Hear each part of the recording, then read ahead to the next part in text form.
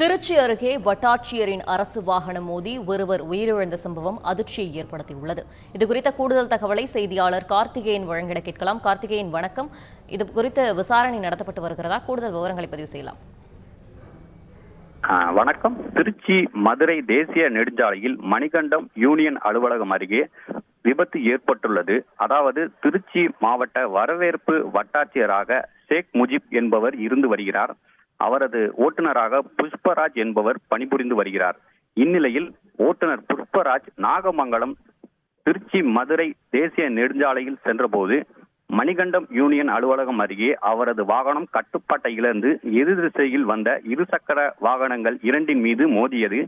இதில் பல்சர் வாகனத்தில் வந்த தனபால் வாகனம் மோதி தூக்கி வீசப்பட்டார். மேலும் டிவிஎஸ் எக்ஸல் வாகனத்தில் வந்த பூசாரி மணி என்பவர் கை கால் உடைந்த நிலையில் பலத்த காயங்களுடன் சாலையில் கிடந்தார். இவர்களை மீட்ட அப்பகுதி மக்கள் ஆம்புலன்ஸ் மூலம் அரசு மருத்துவமனைக்கு அனுப்பி வைத்தனர். இந்நிலையில் ஆம்புலன்ஸில் செல்லும் பொழுது தனபால் உயிரிழந்தார். வாகனத்தை ஓட்டி வந்த ஓட்டுநர் புஷ்பராஜ் மதுபோதையில் இருந்ததாக தெரிய வந்தது. மதுபோதையில் இருந்த வாகன ஓட்டுநரை பொதுமக்கள் பிடித்து போலீசாரிடம் ஒப்படைத்தனர்.